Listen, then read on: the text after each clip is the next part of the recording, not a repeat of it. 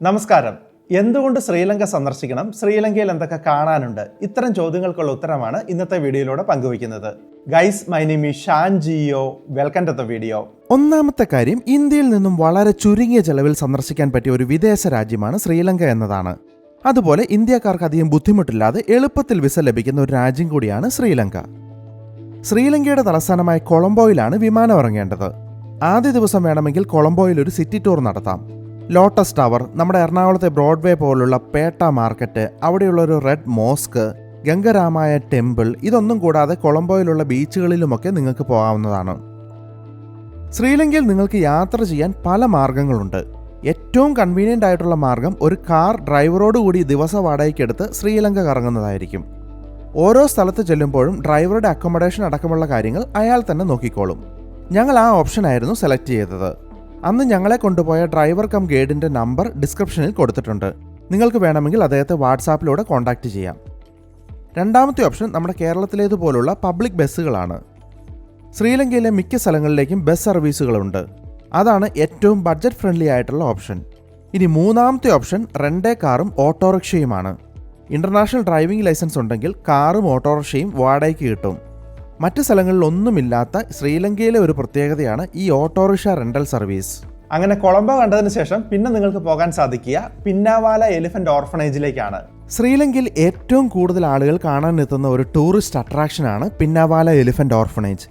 ശ്രീലങ്കയിലെ കാടുകളിലും പരിസരങ്ങളിലും അലഞ്ഞു തിരിയുന്ന അനാഥരായ ആനകളെ സംരക്ഷിക്കാൻ 1975 സ്ഥാപിതമായ ഒരു എലിഫന്റ് ഷെൽട്ടർ ഹോമാണിത്.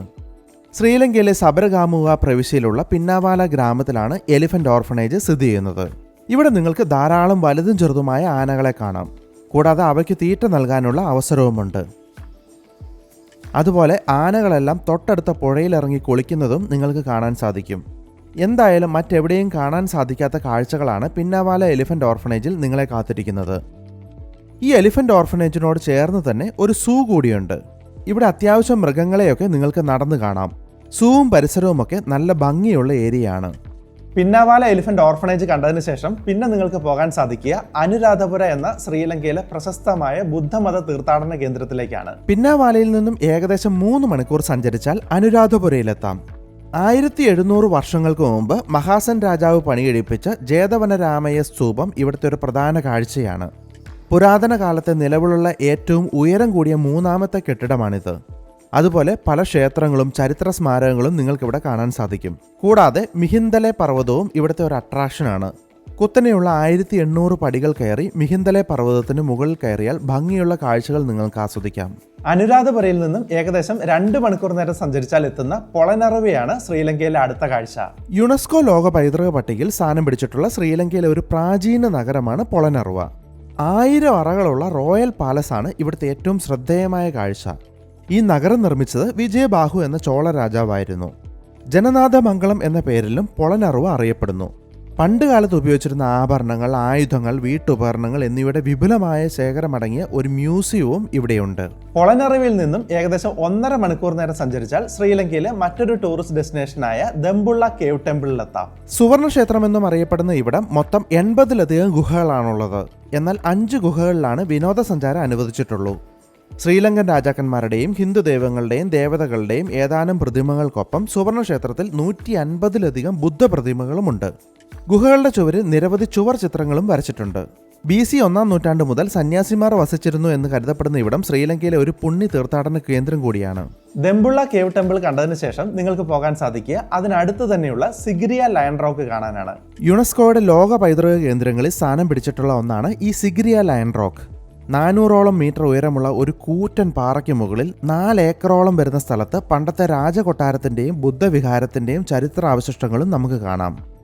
രാവണന്റെ കോട്ട എന്നൊക്കെ അറിയപ്പെടുന്ന ഈ കൊട്ടാരം കശ്യപ രാജാവാണ് പണി കഴിപ്പിച്ചത്. കൂടാതെ അദ്ദേഹത്തിന് 500 ഭാര്യമാരുണ്ടായിരുന്നുവെന്നും വിശ്വസിക്കപ്പെടുന്നു. സിഗിരിയ റോക്കിന് മുകളിലേക്കുള്ള വഴിയിൽ 1500 വർഷങ്ങൾക്ക് മുമ്പ് അവിടെയുണ്ടായിരുന്ന മറ്റൊരു കൊട്ടാരത്തിന്റെ അവശേഷിപ്പുകളും കാണാം. സിഗിരിയയ്ക്ക് അടുത്ത് തന്നെയുള്ള മറ്റൊരു അട്രാക്ഷനാണ് പിതുരങ്കല റോക്ക്. കുന്നുകളുടെയും താഴ്വാരങ്ങളുടെയും ഒക്കെ മനോഹരമായ കാഴ്ചകൾ സമ്മാനിക്കുന്ന ശ്രീലങ്കയിലെ ഒരു ടൂറിസ്റ്റ് ഡെസ്റ്റിനേഷനാണ് പിതുരങ്കല റോക്ക്. അതിരാവിലെ തുടങ്ങുന്ന ട്രെക്കിംഗ് എടുക്കുകയാണെങ്കിൽ വലിയൊരു പാറയ്ക്ക് മുകളിൽ നിന്ന് മനോഹരമായ സൺറൈസ് ആസ്വദിക്കാം. ഏകദേശം 1 മണിക്കൂർ സമയമാണ് പിതുരങ്കല റോക്കിന് മുകളിലെത്താൻ വേണ്ടത്. നടന്നു കയറി മുകളിലെത്തിയാൽ നല്ല ഫ്രഷ് എയർ കൊണ്ട് കാഴ്ചകളൊക്കെ ആസ്വദിച്ച് റിലാക്സ് ചെയ്തിരിക്കാം. പിതുരങ്കല റോക്കിൽ നിന്നും 90 കിലോമീറ്ററോളം യാത്ര ചെയ്താൽ ശ്രീലങ്കയുടെ ഏകദേശം മധ്യഭാഗത്തായിട്ടുള്ള ക്യാൻഡി എന്ന സ്ഥലത്തെത്താം. നമ്മുടെ മൂന്നാറൊക്കെ പോലെ തണുപ്പുള്ള ഒരു ഹിൽ ഏരിയയാണ് ക്യാൻഡി. ക്യാൻഡിയിലെ ഒരു പ്രധാന അട്രാക്ഷനാണ് ടെമ്പിൾ ഓഫ് ടൂത്ത്. ബുദ്ധമത വിശ്വാസികൾ വിശുദ്ധമായി കണക്കാക്കുന്ന ഗൗതമന്റെ പല്ല് സൂക്ഷിച്ചിട്ടുള്ള ക്യാൻഡിയിലെ ഒരു ബുദ്ധമത ക്ഷേത്രമാണ് ദളതമാലികാവ അഥവാ ടെമ്പിൾ ഓഫ് ടൂത്ത്. ഇന്ന് നിലനിൽക്കുന്ന ബുദ്ധന്റെ ഒരേ ഒരു ഭൗതിക അവശിഷ്ടമാണ് ഈ പല്ല് എന്നാണ് അറിയപ്പെടുന്നത്. യുനെസ്കോയുടെ വേൾഡ് ഹെറിറ്റേജ് സൈറ്റിൽ ഇടം പിടിച്ചിട്ടുള്ള ഒന്നാണ് ഈ ബുദ്ധമത ക്ഷേത്രം. ടെമ്പിൾ ഓഫ് ടൂത്ത് കണ്ടതിന് ശേഷം നിങ്ങൾക്ക് അതിനടുത്ത് തന്നെയുള്ള റോയൽ ബൊട്ടാണിക്കൽ ഗാർഡനിലേക്ക് പോകാം. ക്യാൻഡിയിൽ തന്നെ സ്ഥിതി ചെയ്യുന്ന വലിയൊരു ഗാർഡനാണ് റോയൽ ബൊട്ടാണിക്കൽ ഗാർഡൻ. ഓർക്കിഡ് പൂക്കളുടെ വലിയ ശേഖരം നിങ്ങൾക്കിവിടെ കാണാൻ സാധിക്കും. ഓർക്കിഡുകൾ കൂടാതെ സുഗന്ധദ്രവ്യങ്ങൾ, ഔഷധ സസ്യങ്ങൾ, ഈന്തപ്പനകൾ എന്നിവയുൾപ്പെടെ 4000-ലധികം ഇനം സസ്യങ്ങൾ ഈ പൂന്തോട്ടത്തിലുണ്ട്. ക്യാൻഡിയിൽ തന്നെയുള്ള മറ്റൊരു പ്രധാന സ്ഥലമാണ് അമ്പുളുവാവ മൗണ്ടനും അവിടെയുള്ള വലിയൊരു ടവറും. കുന്നിന് മുകളിലുള്ള മഞ്ഞും മഴയും കാറ്റുമൊക്കെ ഒരുമിച്ച് അനുഭവിക്കാൻ പറ്റുന്ന ഒരു കിടിലൻ ലൊക്കേഷനാണ് അമ്പുളുവാവ ടവർ.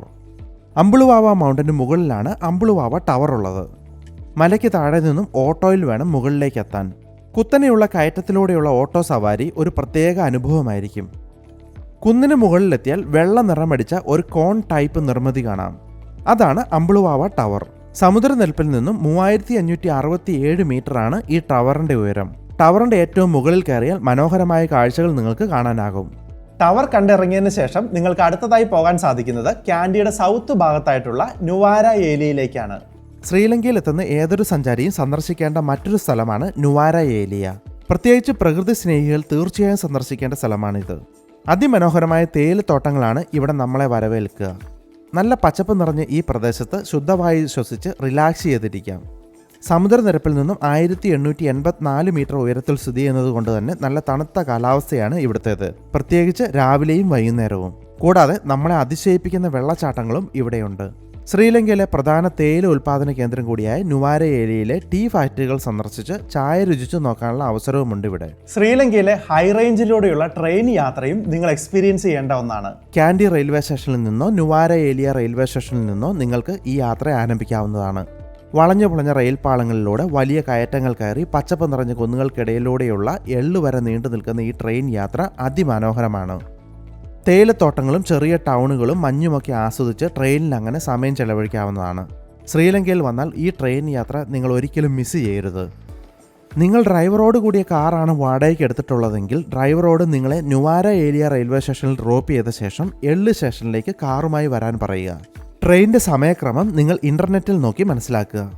ട്രെയിനിൽ യാത്ര ചെയ്ത് നിങ്ങൾ എത്തുക എള്ള് സ്റ്റേഷനിലാണ്. അവിടെയും നിങ്ങളെ കാത്ത് ഒരുപാട് കാഴ്ചകളുണ്ട്. അതിൽ പ്രധാനപ്പെട്ട ഒന്നാണ് 9 ആർച്ച് ബ്രിഡ്ജ്. ചെറിയ നടപടികളിലൂടെ നടന്നു വേണം ബ്രിഡ്ജിനടുത്തേക്ക് പോകാൻ. 1919 ബ്രിട്ടീഷുകാർ നിർമ്മിച്ച 25 അടി വീതിയും 300 അടി നീളവുമുള്ള റെയിൽവേ പാലമാണിത്. കല്ലുകളും സിമെൻറ്റുമൊക്കെ ഉപയോഗിച്ച് നിർമ്മിച്ച ഈ പാലത്തിന് 9 ആർച്ചുകളാണ് ഉള്ളത്. ഈ ബ്രിഡ്ജിലൂടെ ട്രെയിൻ പോകുന്നത് കാണാൻ കൂടിയാണ് ആളുകൾ ഇങ്ങോട്ട് വരുന്നത്. ഈ ബ്രിഡ്ജിന് അടുത്തായി തന്നെ ചെറിയ ചില കടകളൊക്കെയുണ്ട്. അതും ഒന്ന് എക്സ്പീരിയൻസ് ചെയ്യാവുന്നതാണ്. വലിയ മനോഹരമായ കുന്നിൻ ചെരുവുകളും പച്ചപ്പ് നിറഞ്ഞ ലിറ്റിൽ ആദംസ് വ്യൂ പോയിന്റും എള്ള് റോക്കുമെല്ലാം എള്ളിലെ മറ്റു മനോഹരമായ കാഴ്ചകളാണ്. എള്ളിൽ തന്നെയുള്ള ഒരു അഡ്വഞ്ചർ ടൂറിസം സ്പോട്ടാണ് നിൽദിയ പൊഗൂണ.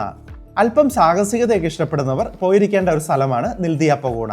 ഒരു ചെറിയ ഹോളിലൂടെ വേണം 300 അടി താഴ്ചയുള്ള ഗുഹയിലേക്ക് ഇറങ്ങാൻ. നമ്മളോടൊപ്പം ഒരു ഗൈഡും കൂടെ ഉണ്ടാകും. പുറമേ നിന്ന് നോക്കിയാൽ ചെറിയൊരു ഹോളായി തോന്നുമെങ്കിലും അതിനകം വളരെ വിശാലമാണ്. ഗുഹയിലേക്ക് ഇറങ്ങി ഇരുട്ട് നിറഞ്ഞ വഴികളിലൂടെ കുറച്ചു ദൂരം താഴേക്ക് ഇറങ്ങിയാൽ അതിമനോഹരമായ വിശാലമായൊരു നീല കുളം കാണാം. കൂരിരുട്ടും വവ്വാലുകളും പാറക്കെട്ടുകളുമൊക്കെ നിറഞ്ഞ ഗുഹയ്ക്കകത്തെ ആ സാഹസിക യാത്ര ഒരു പ്രത്യേക അനുഭവം തന്നെയാണ്. വൈൽഡ് ലൈഫ് സഫാരിയൊക്കെ ഇഷ്ടപ്പെടുന്നവർക്ക് പോകാൻ പറ്റിയ ഒരു സ്ഥലമാണ് യെല നാഷണൽ പാർക്ക്. എള്ളിൻ്റെ സൗത്ത് ഈസ്റ്റ് റീജിയനിൽ സ്ഥിതി ചെയ്യുന്ന ശ്രീലങ്കയിലെ വലിയ വൈൽഡ് ലൈഫ് റിസർവുകളിലൊന്നും രാജ്യത്തെ ഏറ്റവും പ്രശസ്തമായ ടൂറിസ്റ്റ് ഡെസ്റ്റിനേഷനുകളിലൊന്നുമാണ് യെല നാഷണൽ പാർക്ക്. 2.5 ലക്ഷം ഏക്കറിൽ വിശാലമായി കിടക്കുന്ന ഒരു ദേശീയ ഉദ്യാനമാണിത്.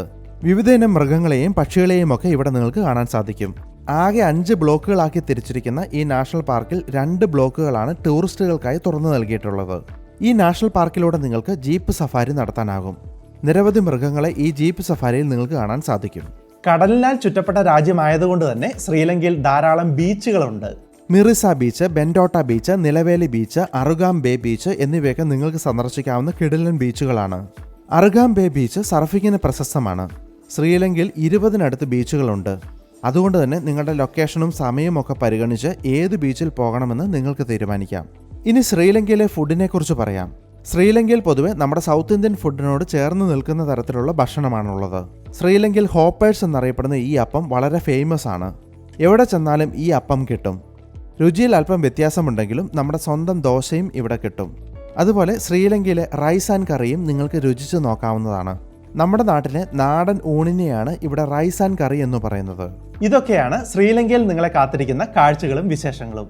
ശ്രീലങ്കയിലൂടെയുള്ള യാത്രയുടെ ഡീറ്റെയിൽഡ് വ്ലോഗുകൾ ഇതേ ചാനലിൽ പോസ്റ്റ് ചെയ്തിട്ടുണ്ട്. കൂടുതൽ ഡീറ്റെയിൽസ് വേണ്ടവർ അത് സന്ദർശിക്കുക. So visit Sri Lanka and create unforgettable memories. Thanks for watching.